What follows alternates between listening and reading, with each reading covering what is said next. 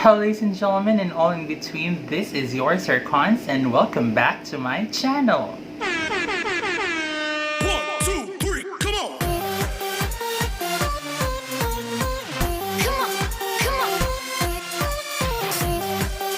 Hello mga ka-Konfis, it has been quite some time since I uploaded my last vlog na, and it was really quite busy in the past few days. That is why I really want to share this vlog to you, because I believe this will be very helpful, especially for those who are about to enter college and even those who are planning and those who are preparing as early as possible for their college life. No? One of the dilemma that we're facing once we will be enrolling ourselves into a certain university or to a certain college is what course to take.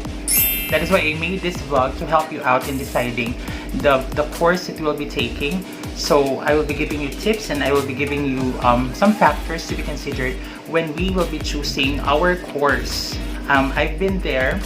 I experienced such confusion when we choose our course, because sometimes it's really not fixed on what we really want. That is why we need to reevaluate ourselves more and more, so that when we make the decision, it will be final and it will be reasonable at some point. Just to let you know, this vlog is not only for those who will be enrolling in college, considering the time. Some colleges has already started, and I believe there are some who just started like last week or within this week, and some will be starting it by next week. But there are still who are not enrolled, well, due to the pandemic, and there are still some who were not enrolled because they do not know yet their course.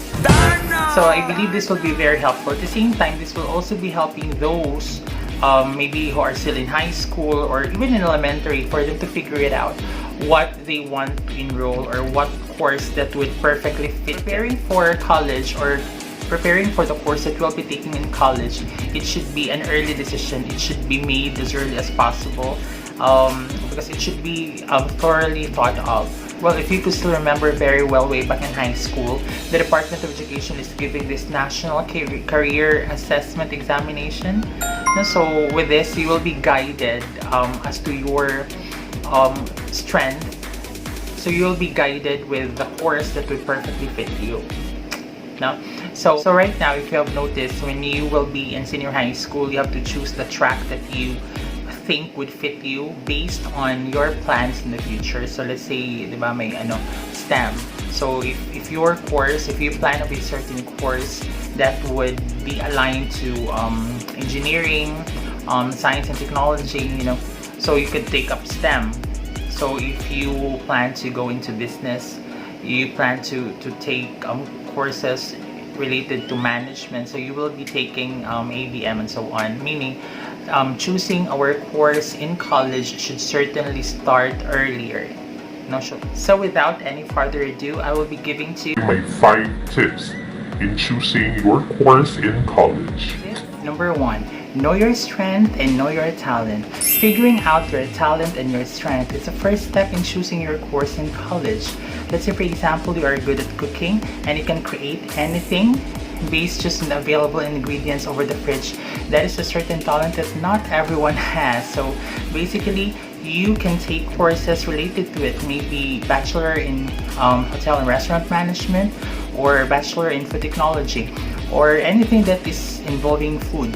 Or if you're not yet so sure with it, you could actually take courses, short courses in TESDA, like commercial cooking, or you could also take up culinary arts.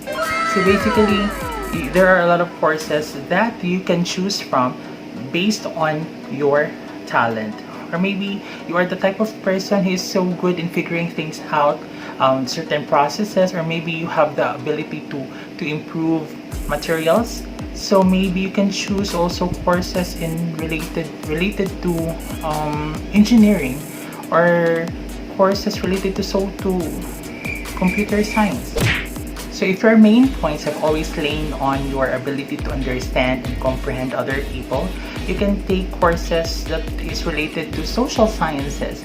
Maybe you can take courses like psychology or mass communication. So eventually, those courses would fit your strength and your talent. Well, of course, it doesn't mean that you cannot pursue a communication degree if your grammar is not that perfect, or you cannot take engineering courses if you are not so good when it comes to mathematics. The question really here is, how much willing are you to give your everything just for you to finish and be successful in that course? Tip number 2, know your interests. So you have to figure out what are your interests. You can ask yourself, what are the things that you enjoy doing, or what are the topics that you enjoy discussing? And then you also need to ask yourself, are you open? Are you okay if you do it over and over again? Or are you willing to do it just for free? You need to ask these 4 questions to yourself, because the first 2 questions would identify your interest, and the third and the fourth question would identify if you are passionate with what you do.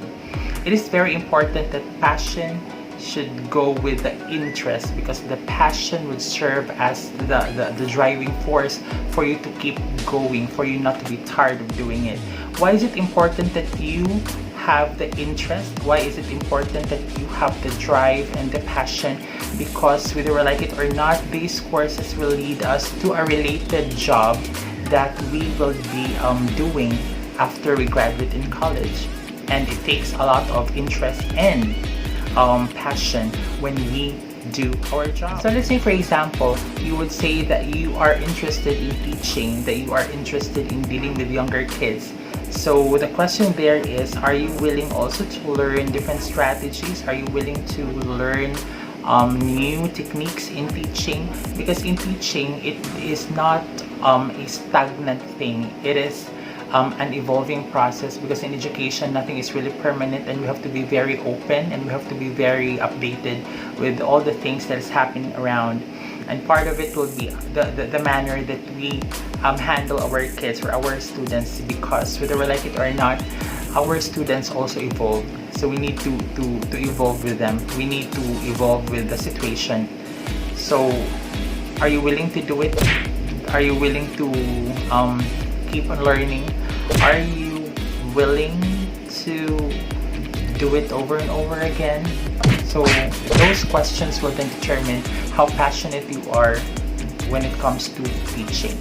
Number 3, start learning and try different things. Well, in the world where we live in the society that we are part of, we need to have the edge. We need to stand out. There's competition out there, and the competition is very, very tough. So we really need to stand out. Why do we need to learn a lot of things? Why do we need to learn something new? What I'm trying to say there is, the market that we are about to enter is more specific when it comes to skills. It's not just about what you know. It's not just about what you remember. It's not just about what is in here. It also requires skills, and more skills. Now, if you notice in the Department of Education, in high school or even elementary, they do not give more weight on examinations. They do not give more weight on here, but it's more on the performance. That is why they have this what we call performance task. And when we talk about the percentage of the grading system, they put more emphasis on the performance task. So meaning it's more on the application, it's more on what you can do. So it's about time for you to start learning, and it's about time for you to try something new. Tip number 4, talk to people from different fields and ask them what they do. It's very important for you to talk to those people, for you to eventually know what they really do, because sometimes we have misconceptions or misunderstandings about these courses. Just like me when I was in elementary, I really wanted to be a psychologist, because for me, I thought psychologists can read mind, and who doesn't want to have the ability to read minds, right? But nevertheless, I found out that it's really not about reading minds. Being a psychologist is not about knowing what other people are thinking. It's not like that. So you have to ask them what are the things that they really need to do, their responsibilities, their duties and responsibilities with their job. Because if you think that you are fit if you think that you see yourself doing it for the next few years, then most likely that will be a confirmation that you will be taking that course. But if you think that you do not see yourself doing it, if you think that, oh my god, that's not my thing, well, proceed to second option, please. Tip number 5. Choose a course that will develop you as a whole. We should not be choosing courses because we are just, we are confident that we can make it there. We should also choose a course that would challenge us, that could bring out the best in us. I mean, there's no such thing as very easy course. All courses are equally difficult, no? They're equally challenging, I should say. But nevertheless, we have to choose some course that will bring out the best in us. Like in my case, well, that's a very easy for me. It's a very easy decision for me to do when I choose education as my course. But when I took my major, it's a very, very difficult thing to do. Because my major is Filipino, and back then, I really know that I am not so good, especially in talking in Filipino. But nevertheless, it's a challenge, and I'm a challenge grabber. I grab challenges, so I took it as an opportunity for me to improve. So, I took up Filipino as my major, at yun na nga, naging mabuti naman po yung pagsasalita ko sa Filipino. Ganon. So there you have it, mga ka-confis. I hope that those tips will help you out in choosing the course that you will be enjoying and you will be taking in college. Well, there are some circumstances that also we need to take into consideration, because even though we figure out the best course for us, we figure out what would eventually be the course that we see ourselves doing, that we see ourselves enjoying, but because of financial constraints, because of very limited resources, we are then deprived from having that course. Well, one thing I could tell you is that there are certain ways for you to do, like you can take up scholarship programs, but if ever it's really not for you, then what I can tell you is just try to make use of what is available, try to utilize what you have, and once you graduate from the course that you are to enroll, since by virtue of no choice, I would just suggest for you to take that course, finish that course, and after you finish that course, look for a job. And another thing, there are some that they choose their course because that is what their parents want them to take. I think it's okay for parents to guide their children on the course that they are going to take, but you also need to listen to them, because by the end of the day, it will be them who will be studying in that course. It will be them who will then be finishing that course, and it will also be them who will be looking for a job related to it. We should also take into consideration what our children loves to do in choosing the course. And it's not a valid reason that your grandmother is a teacher, your mother is a teacher. It's not a valid reason for you to become a teacher because they want you to become a teacher and they want you to continue the legacy. No, it's not like that.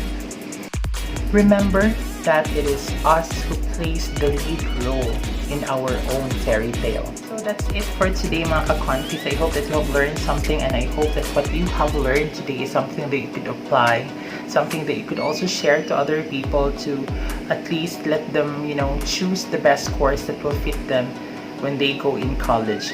This has been yours, Sir Kons, saying always stay safe, stay at home, stay confident, and stay alive. Bye!